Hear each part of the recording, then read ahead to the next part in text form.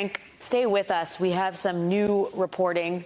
NBC News can confirm 22 dead in this shooting in Lewiston, Maine.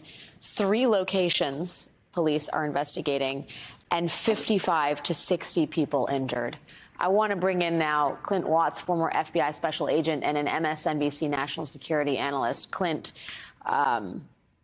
this is indeed a mass casualty event. These numbers are ticking up higher. An extraordinary tragedy. 22 people dead, 55 to 60 injured. They believe the shooter went to 3 different locations.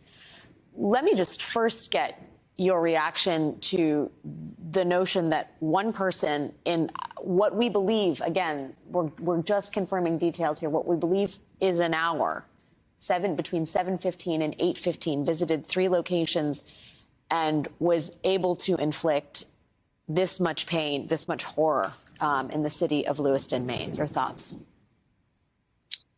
Yeah, Alex, it is just devastating to see this happen time and time again. I think the other thing is the images that you see there of the shooter, which law enforcement has gotten out very quickly. As Frank noted, that's what they felt like they needed to do to identify this person and try and bring them in. Those images that you're showing right there are bad news. You can just look at it.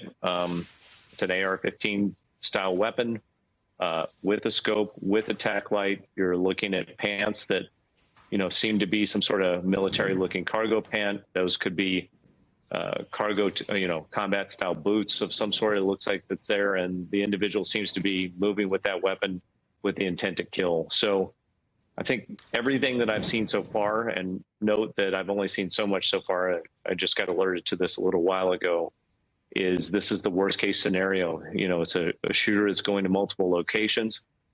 I think the key questions that are probably being asked there is, why did this person pick these locations? Was it about a personal grievance, or was it about some sort of ideological motivation? I heard Frank on here right before this, and those are the questions you always go to try and understand where the shooter might be if he's not already been apprehended.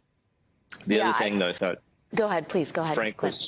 Frank was spot on about, which is, this individual, he's not hiding his face.